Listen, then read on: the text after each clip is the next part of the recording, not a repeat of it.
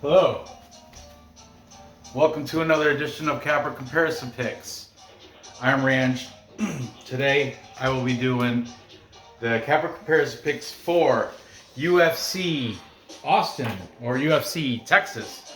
I don't know what they're calling it, but it's a fight night. UFC fight night taking place in Texas. Calvin Guitar versus Josh Emmett.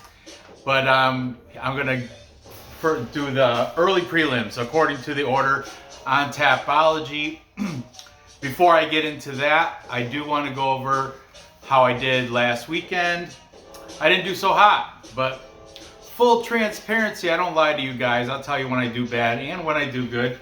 And this past weekend, I did not do well. Okay? I'm not going to spend too much time in it, but I will go over the fights, the ones I got wrong and the ones I got right. I started out the card horribly, 0-2.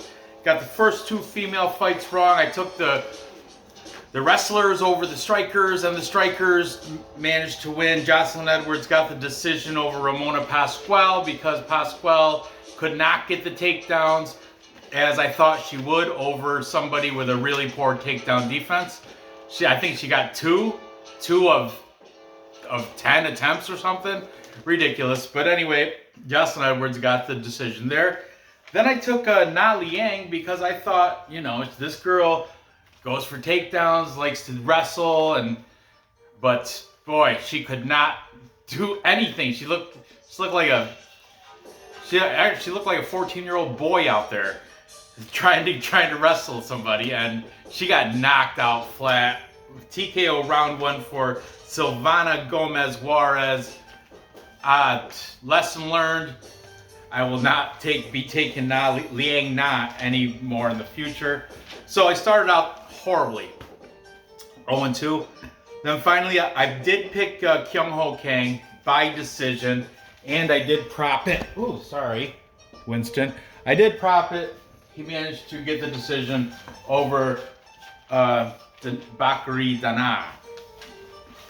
Then moving on, here's where I did horrible. All red. That means I didn't get not one of these. I picked Andre Fialho, but Jake Matthews got the KO in round two.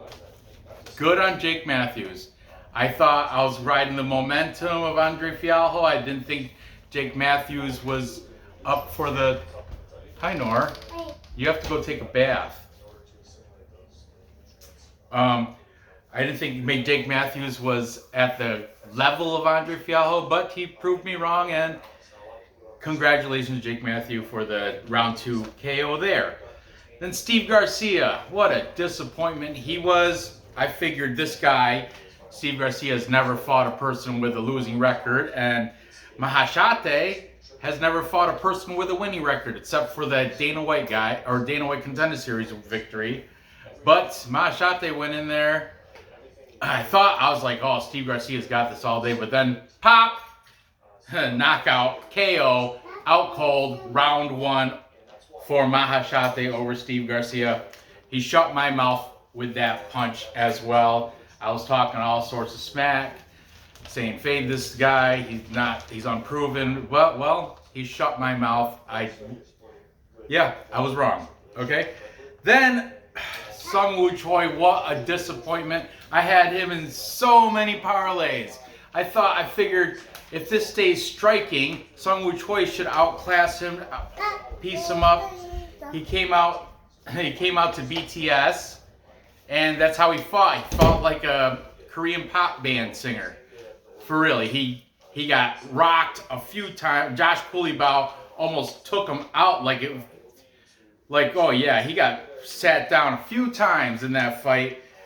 But Josh Kulibao, it should have been a unanimous decision, but he beat Sung Woo Choi by split decision. That's what sank my boat.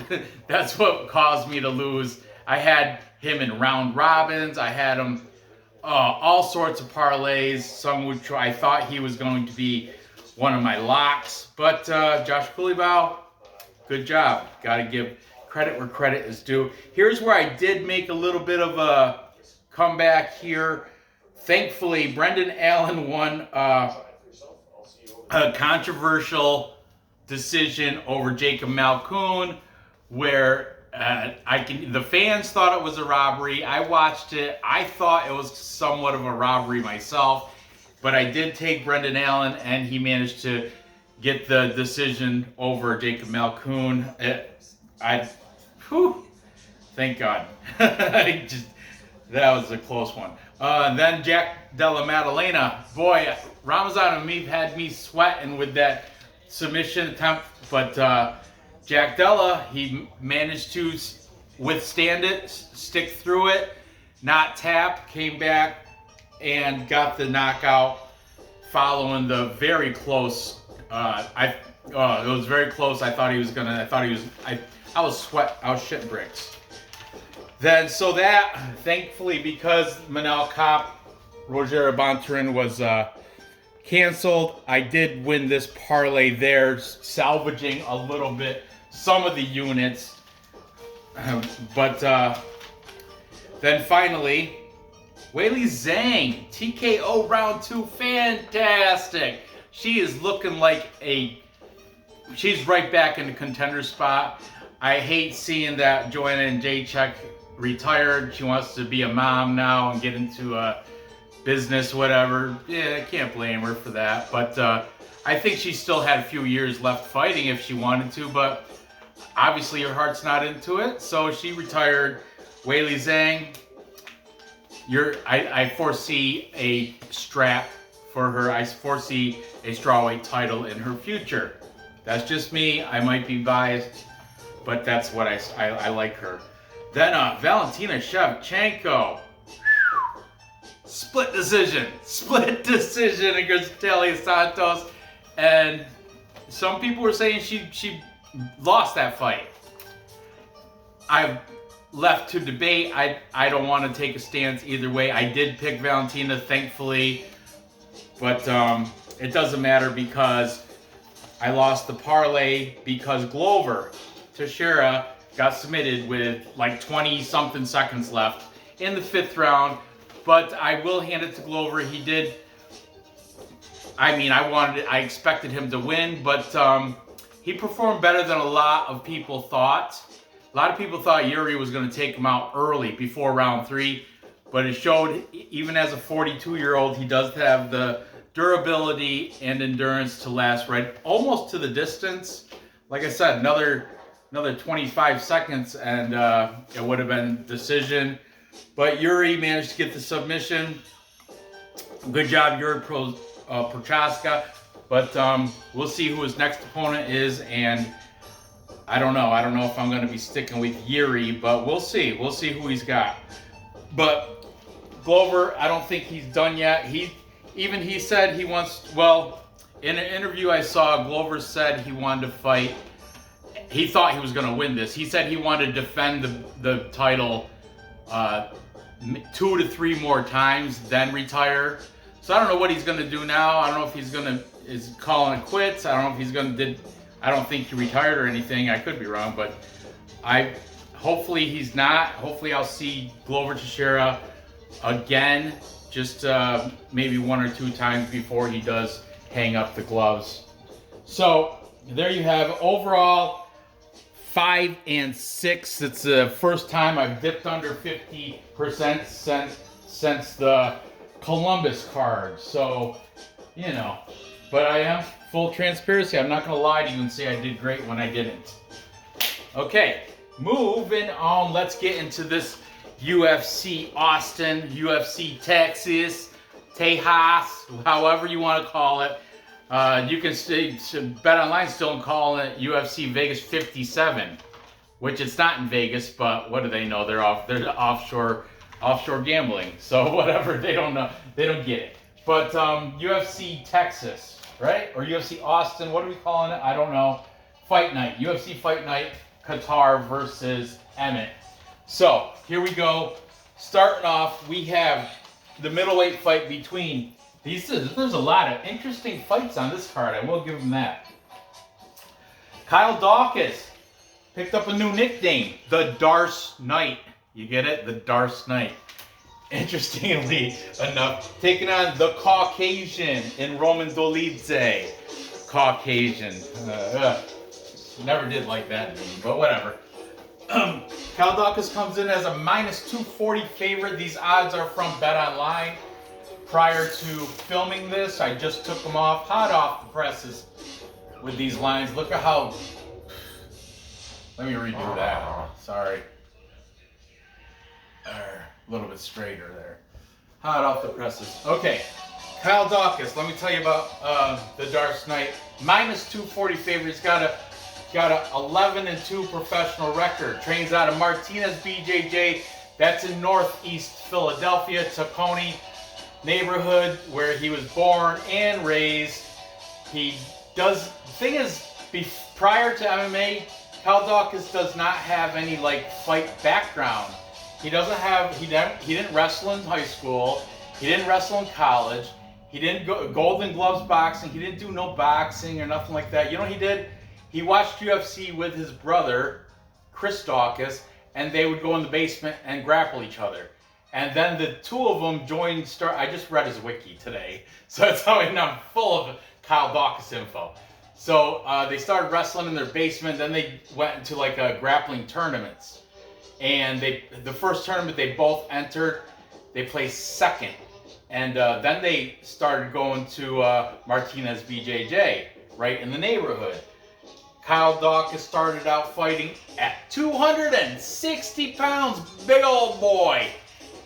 Then he went down to 205, and then now he's at 185. So he does have a big frame, and he will be the slightly bigger guy here, having well, it says a 1-inch reach or height advantage, and he's like, I think he's 6'3" or 6'4", something like that.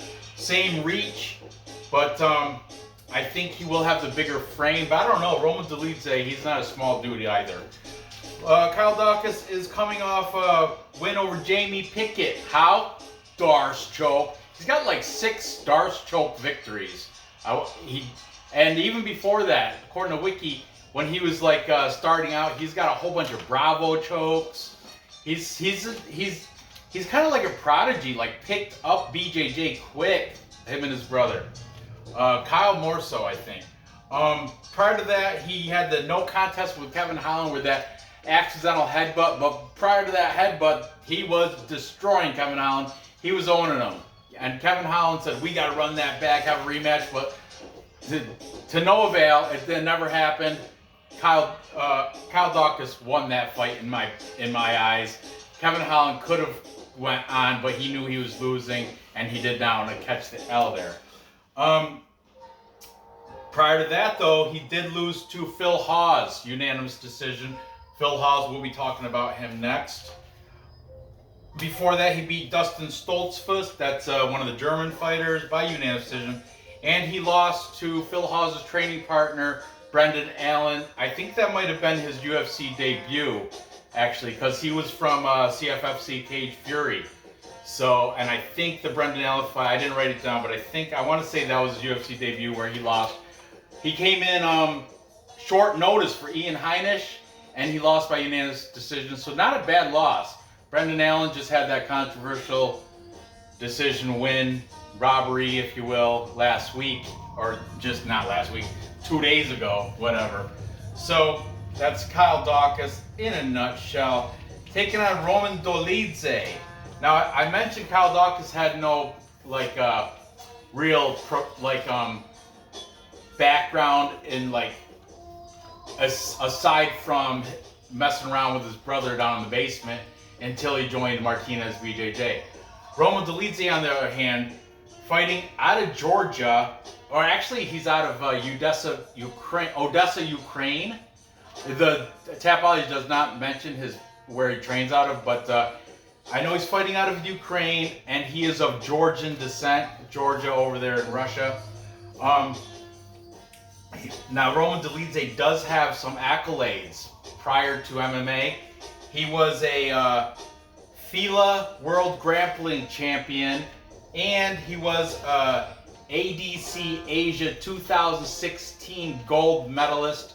ADC, if you guys don't know, is a submission grappling tournament where he won gold. So Roman Dolidze does know how to play around on the ground. But Kyle Dawkis does as well. I told you he's kind of a natural. He picked it up real quick. He's kind of a prodigy, if you will, at BJJ. So this is going to be an interesting fight if it does go to the ground. If it stays standing up, I'm not sure. I'm not sure which way to go because both these guys have power and aggression. It'll be interesting.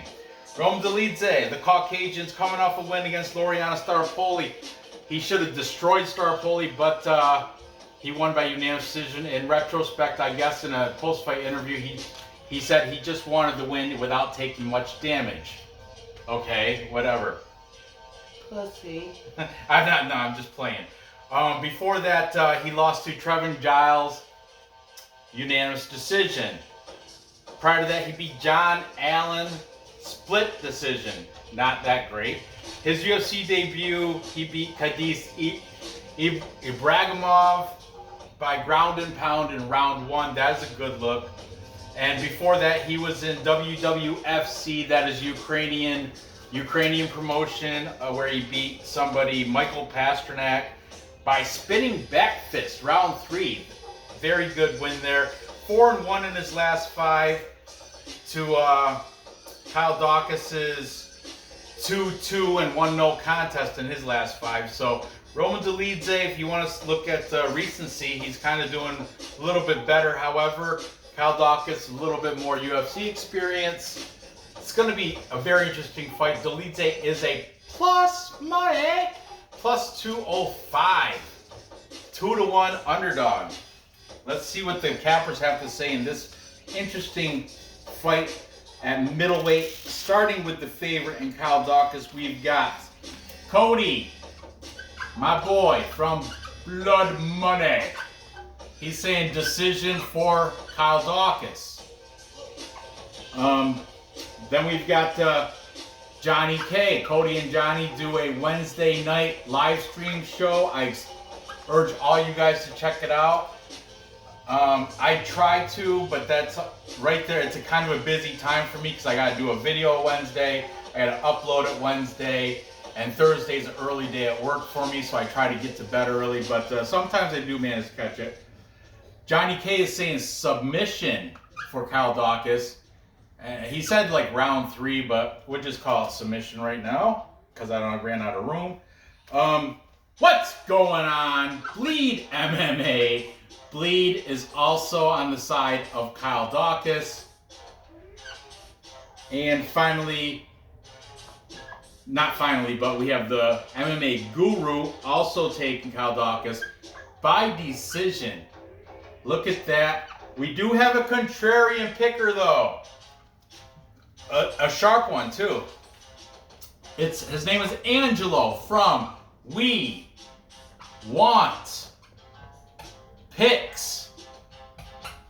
We Want Picks. Angelo is saying everybody seems to be overlooking Dolidze's grappling, and he's got the trophies, he's got the medals, he's got the gold, showing that he does know how to do it on the ground when it comes to submission. That FILA World Championships, that's a combination judo, Brazilian Jiu-Jitsu, wrestling, everything, no striking. It's like a no striking full combat. Like you can do throws, you can do tosses, you can do like leg takedowns. You just can't punch. And he won that, and then he won the ADC Asia in 2016, gold medalist. ADCC is, I think it used to be called like Abu Dhabi, or I don't know what it was called, but it's definitely a submission grappling tournament. ADCC. They often have it in Brazil. This one was in Asia though, ADCC Asia. That's props to Roman Dolidze for that. And, what's the ages on these guys? Okay, Dawkis is slightly younger. He's 29. Roman Dolidze is 33. Rumor has it Roman Dolidze is the cause of Cheyenne Vlismas turning her name back to Vlismas and cheating on buys there that her her for like her half a year husband. What was his name? I forget. But anyway, Roman Dolidze. All right, you got it, buddy. But anyway, I'm gonna have to go with the plus money here. I'm gonna have to take the gold medals. I'm gonna have to take the accolades, the shit that's on the fireplace mantle, the championship ribbons, medals, trophies, whatever you got. Roman Dolidze. I'm gonna take him for the upset here over Kyle Dawkis. Nothing, like I mentioned, Kyle Dawkis is legit. He's a prodigy, but he didn't do anything prior to watching UFC and messing around with his brother Chris down in the basement, and then he just jumped into MMA. He doesn't have background in like, he didn't do ADCC tournaments. He didn't do any like submission, grappling, FILA stuff. He did right into MMA, Cage Fury, you know, and other mixed martial arts, but he is a natural though when it comes to the ground. His name is Darce Knight. So I'm going to take Dolidze to get it done though at plus 205, and I think he's going to edge out a decision.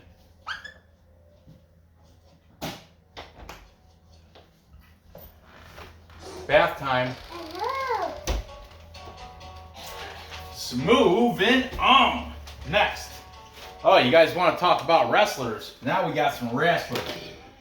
We've got Phil Hawes, the Megatron Phil Hawes, taking on Deron Winn. Deron Winn doesn't have a nickname. It should be like Cannonball or Bowling Ball. That's how he's built. He's like 5'6", T-Rex arms, just shaped like a ball, like a big ball of muscle.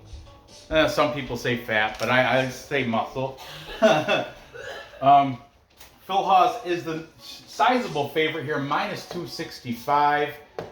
I think Mommy already picked out clothes for you. Oh, you're getting clothes for after bath? Okay, good. Phil Hawes, 33 years old. To Deron Winn is also 33, both similar age. Coincidentally, both wrestling. Let me tell you this. Okay, Phil Hawes wrestled at Iowa Central Community College. He won the NJ, the JUCO, the National Junior College the National Junior College Championships in 2009 at 197 pounds. Phil Hawes did. Okay. Interesting enough, Deron Winn won the same thing in 2008 and 2010. I have no idea why Deron Winn did not wrestle at the National Junior College Championships in 2009. That would have been great though, because he would have saw Phil Hawes in the championships at 197 pounds. They just, I don't know, they just happened to be, it was a weird, they missed each other. Deron Winn, 2008, 2010 champion. Phil Hawes, 2009. And that was the only year that Winn didn't, I don't know if maybe he didn't make it to the championships that year or something. I don't know, but it's just odd that they spaced out. They should have saw each other before in that. Phil Hawes went to Iowa Central Community College, won that championships 2009, transferred to Iowa State, that's D1, and then he didn't win any NCAA D1 tournaments or anything like that, but he did get a degree in sociology. Surprisingly, good on you, Phil Hawes. I put that's a degree in sociology is just as good or better than an NCAA championship. For real, that could take you even beyond fighting. If you wanted to quit fighting, you can get a job being a social worker or something. I don't know. Or maybe not. I don't know what a degree in sociology gets you right now, but I'm saying props to Phil Hawes for doing that. Deron Winn, after he went to St. Louis Community College, and after 2008 and 2010 championships, he transferred to Lindenwood University, which is a NCAA who is it? NAIA school where he competed. He got like bronze. He got third place in NAIA tournament. But he continued to wrestle after college, where he tried out for the 2016 Summer Olympics in wrestling. He didn't make the team though, unfortunately. But he did compete in some other like freestyle wrestling tournaments where he did all right. Deron Winn does have accolades, does have a lot of medals, trophies, whatever, what have you, in wrestling. But this is MMA. This is strikes as well. And I think Phil Haas, D1 experience. Winn has more trophies in the National Junior College level and NAIA. He got the bronze. Phil Haas only has that one. And in high school, Winn went to someplace in Missouri. Phil Haas went someplace in, I want to say, Iowa maybe, but they never saw each other in high school, but they both had standout high school wrestling careers. They're both phenomenal wrestlers. That's the odds though. You know why the odds are like that big? Because Phil Haas has a huge height and reach advantage. He's 6 inches taller than Deron Winn, and he's got a 7.5-inch reach advantage over Deron Winn. Megatron is definitely the bigger guy. I know when it comes to wrestling, it don't matter because now you got the leverage and blah, blah, blah. But this is mixed martial arts where you can punch, you know, and you can keep shorter people at range if you're slick with it. I mean, Deron Winn, if he does get it on the inside, though, Phil Haas, he's been known to get caught, and his chin is very suspect.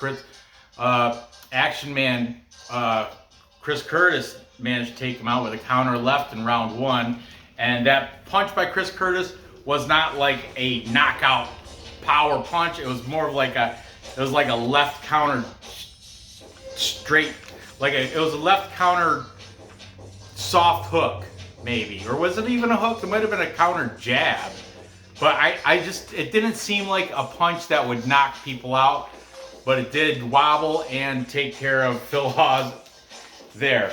Okay, prior to that, Phil Haas did beat Dawkis, unanimous decision, and before that he beat the Russian sniper Nasruddin Imavov, majority decision. That means one of the judges called it a tie. He beat Jacob Malkoon, who just put up a nice fight against Brandon Allen, his Phil Haas training partner in Sanford MMA. But he beat Jacob Malkoon 18 seconds in round 1. That was Jacob Malkoon's UFC debut. So I guess you could chalk it up to like UFC jitters, what have you, first time in the UFC ring, I don't know, blah, blah, whatever. Before that, he was in the Dana White Contender Series where he beat Kadzimirat Bestiev by ground and pound, round 1. Good on you, Phil Haas. And prior to that, he was a Brave FC fighter where he was walking through people in Brave FC. Deron Winn now, training out of American Kickboxing Association with his surrogate father, Daniel Cormier. DC took him under his wing. He's like a mini DC Junior, his little protege, I guess. DC has been, DC's a wrestler too, and he knows Deron Winn does have wrestling capabilities, but the dude is just so short for 185. He's 5'6", man. He's got to be the shortest fighter at 185. Who's the Chris Barnett is the shortest fighter at heavyweight. If Chris Barnett lost some weight, that would be a good fight right there. But anyway, Deron Winn, he's coming off a win against Antonio Arroyo. Out-wrestled him for sure. Antonio Arroyo could not get anything going at all. Before that, Deron Winn got rear naked choked by the legend GM3 Gerald Mearshart. Before that, he lost to Darren Stewart, the dentist, beat him by split decision. And he made his UFC debut and beat Eric Spicely by unanimous decision. I suppose that's a decent winner, especially now in Bellator, I think. And before that, he beat some guy named Tom Lawler, unanimous decision. Listen to this though, that was in Golden Boy Promotions at an event where Chuck Liddell fought Tito Ortiz. Awesome, right? But anyway, Deron Winn, you gotta, at plus 225, he's an outstanding wrestler, but Phil Hawes, also known for striking. So not only wrestling, but striking too. So you're gonna see what the cappers have to say, and you could, I don't even have to write them down. You can already fathom your guess. MMA Guru, he's the one with the beanie from the UK, is saying knockout for Phil Hawes, round 2. Then we've got Bleed MMA. He knows what's up. Bleed was disrespecting Deron Winn so bad, calling him, he's saying, yeah, you know the problem is he's an obese dwarf. An obese dwarf. Wow, Bleed. Wow, that's straight up pooping on Deron Winn. Then we've got Johnny K. Johnny K is also saying Phil Hawes by decision. I urge you guys to check all these cappers out. Their links will be in the description of this video. Then Cody, Blood Money. He's taking Phil Hawes by submission, if I heard him right, which I think I did. And finally, we've got We Want Picks. Angelo also taking Phil Hawes. He thinks Phil Hawes does have a little bit better wrestling and definitely a lot better striking. And there's the size. The size difference is just overwhelming, you know? So that is a full capper consensus. I guess I'll have to do the dance. Nora's got to take a bath. So full capper consensus, if you don't know, is when I'm throwing good luck pearls to the bettors. It's when all the handicappers on my show and are in agreement, in a consensus agreement, taking the same side, and here everybody's taking the 2.5 to 1 favorite, obviously, in Phil Hawes to beat Deron Winn, probably because he is like half a foot taller and half a foot more reach, and I'm fading Deron Winn because of his size. That's it. And plus Phil Hawes does have the striking. However, I will give Deron Winn this. If he can manage to get on the inside of Phil Hawes and catch him with the uppercut, Phil Hawes has been known to get cracked by weak punches. Take a look at that Chris Curtis fight. Go play it back. Go ahead and watch it. Chris Curtis did not put a lot behind that punch that KO'd Phil Hawes. I'm just putting that out there. So Deron Winn, I'm low-key, I will be kind of rooting for him. I'm not going to put money on him, though. That's just ridiculous. But I don't think I'm going to put much on Phil Hawes either at minus 265. I will put him in this parlay, but that's probably about it. I got to tone down my my gambling. But you know, the more money you gamble, the more risks you take, the bigger your reward. Like the weekend before last, I went up like 60 units. I went crazy. I got all sorts of money. But then this weekend, I didn't fare as well. So it's it's all how you play it. And I'm not confident. I do think Phil Hawes will win, but I'm not confident enough to put him in multiple parlays. Just this one. Maybe another one, maybe in my full card pick, I will put him. And he's going to be my Tapology pick. And I think, how's he going to do it? I think he's going to do it by, probably by decision. I don't know if he can submit a bowling ball. He might be able to knock him out, though. But, I mean, Deron Winn, I think he got rear naked choked by Gerard Mearshart, but his last 5, they all went to decision, so I think this is also going to go to decision. And I don't think Deron Winn's going to be able to definitely not be able to take out Phil Hawes. He might though. That Chris Curtis thing, he might. But moving on. Now we have the Spartan, Cody Stamen, taking on Eddie Wineland. This is an interesting fight. Cody Stamen, the Spartan, 32 years old. Eddie Wineland, 37-year-old bantamweight. I'm saying he's toward the end of his, and I would imagine he's toward the end of his career. Cody Stamen, the Spartan, named that because he is from Sparta, Michigan, not because he's like the other Spartan. Was it Andreas Michailidis? His name is Spartan because he's from Greece. Cody Stamen's a Spartan because he's from Sparta, Michigan. Cody Stamen does have a little bit of wrestling background. He wrestled NCAA D2 at Grand Valley, Grand Valley State Wrestling, and that was in, obviously, Michigan. He trains on a Michigan top team. Man, Cody Stamen loves Michigan, loves it. We'll never, born, raised, went to high school there, still lives there. Cody Stamen, good on you, Spartan. However, he's coming off 3 losses in a row.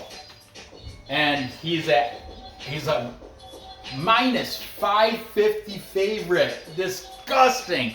That is so disgusting. And the line did move too. It opened up at like minus 450. So money's been coming in on Stamen, making that even less attractive. I'll go against the Eddie Wineland, which I'll explain Eddie Wineland when I get there. But let's talk about Cody Stamen.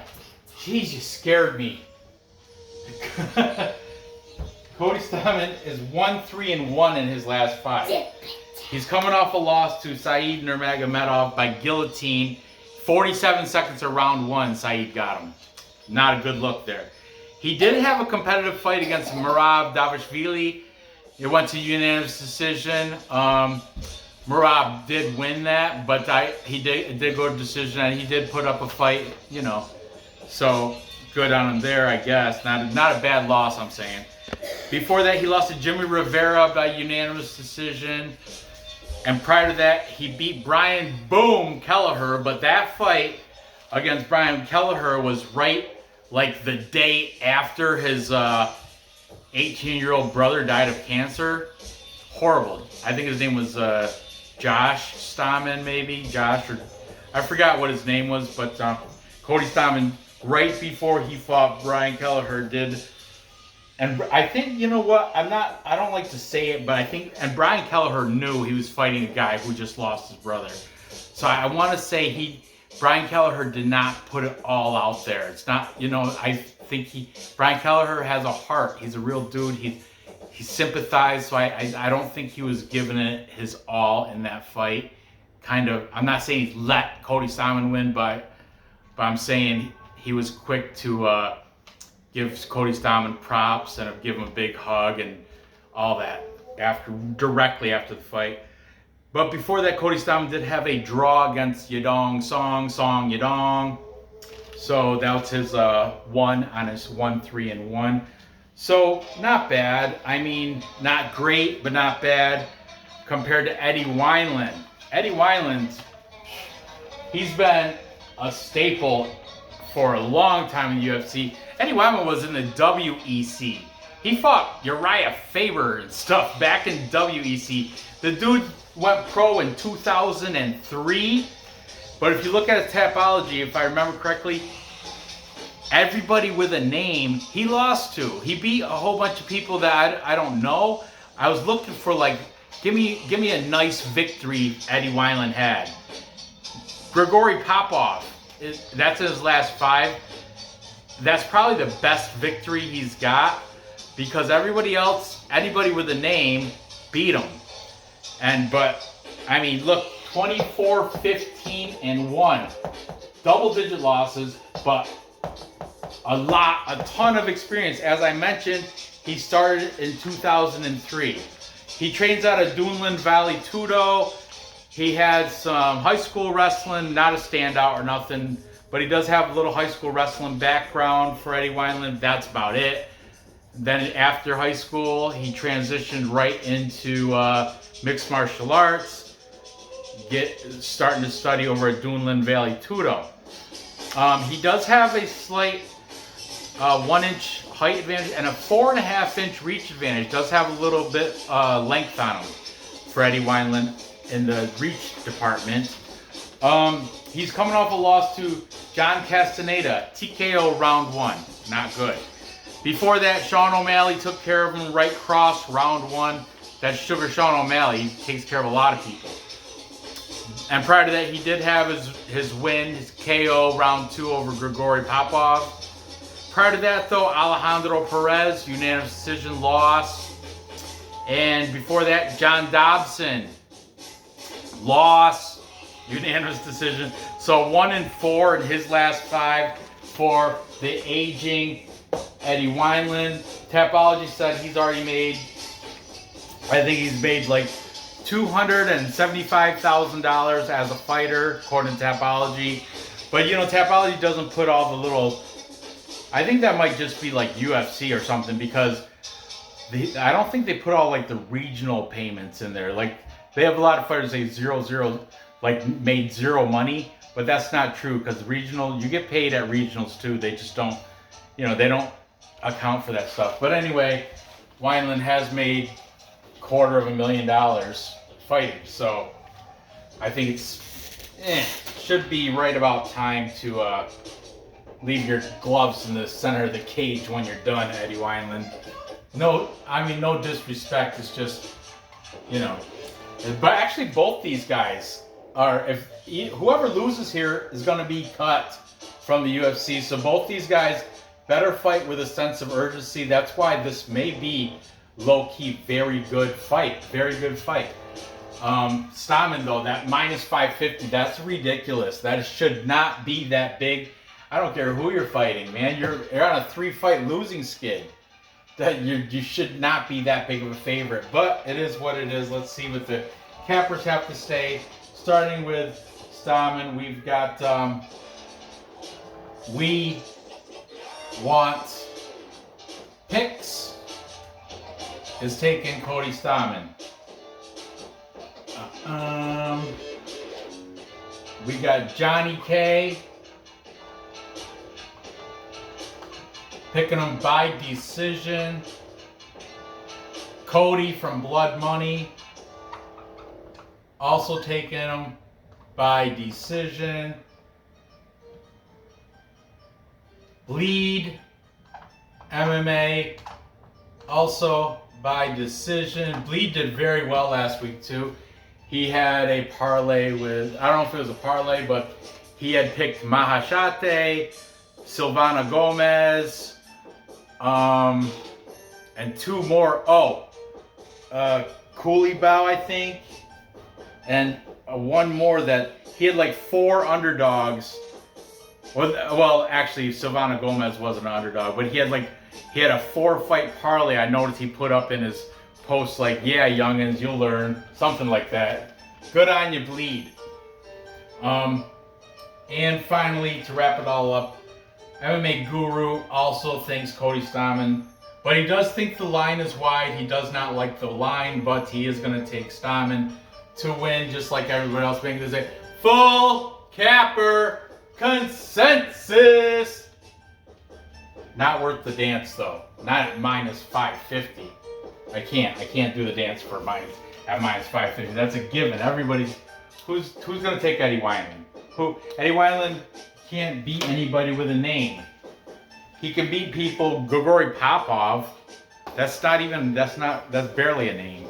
I mean, so, you know, I don't like the line at all, and I might even exclude this from this parlay. No, I can't. I'm a man of my word. So I'll only throw Cody Stamen in this parlay only. Everybody else saying by decision. I too will say by decision. Go with the cappers. Decision. So there you have it. To recap, time check. Ooh, it's getting late. So to recap, I've got Roman Dolidze as my underdog pick, big underdog pick to beat Kyle Dawkis, I'm going against the camera majority, just me and Angelo from We Want Picks. But Dolidze does have those submission grappling tournament accolades. He's, I think he sizably matches up pretty good with Dawkis. I know Dawkis, Kyle did at one time weigh 260 pounds, and now he's at 185. Good on you, Dawkis. Very good. But I think Dolidze might surprise a lot of people and come out at plus 205. It's worth a gamble for me. And then I've got Phil Hawes to have the better wrestling and use his size and striking to keep Deron Winn at a distance. And I think Deron Winn is probably going to shoot for takedowns quick. And his low center of gravity, his like, that's why he should just rename, his nickname should be the bowling ball or the demo ball or something. Something like he's got low center of gravity. He could probably take defense or get takedowns, but Phil Hawes does have wrestling accolades as well, and I think he can sprawl well enough, kick his long legs out of reach, and shove down Deron. I don't know. I think Deron Winn is going to want to take it down to wrestle. Phil Hawes might welcome that, but Phil Hawes is smart. You keep it on the feet. Deron Winn, if you're smart, you get on the inside and clock him in his glass jaw. But I think Phil Hawes is going to win by decision there. Volume and control time. And finally, I got Cody Stamen beating Eddie Wineland. I think the line is outrageously too big. It should be more like a minus, I don't know, -2. So what is Phil Hawes? Yeah, like minus 260. That'd be a decent line. Because Stamen's on a 3-fight losing skid. And his last victory was the day after his brother died of cancer, and that's a lot going. You got and Stamen has to fight because of that. Like, he's got to have that win. His brother just died. And on his opponent, though, Brian Kelleher, knew, I'm fighting this guy whose brother just died of cancer. How can I beat this guy? How can I have the heart? You got to think, man. Think of that. Think a lot going into that. So Cody Stamen, he should win this fight, but he shouldn't be that big of a... I might even hedge. No, I can't. I think Weinland does not. He hasn't beat... He got experience up the wazoo, but he hasn't, like, beat a big name ever. So, I'm going to take Stamen. So there you have it. I'm going to put Stamen, Dolidze, and Phil Hawes in a 3-fight parlay. And, that's probably, and I'll probably make a separate bet on Dolidze again because he's a nice plus money underdog. Stamen and Phil Hawes, there probably won't see any other parlays aside from this one and the full card one. So gather the info, place those bets, and cash those tickets. I appreciate you guys watching. Give me that thumbs up, smash that button. If you haven't subscribed, definitely do that. Go ahead and fill the comments with who you think's gonna pull out and win these fights. Especially if you're taking one of these underdogs. Tell me you're leaning Dolidze as well. That'd be great. Because it's just me and Angelo so far. Everybody else is on the side of Dawkis. And I'm not fading Dawkis. Dawkis can legit, this is kind of a very close fight. But I'm gonna take Dolidze at the plus money. And he's got the rest of the submission grappling accolades. So there you have it.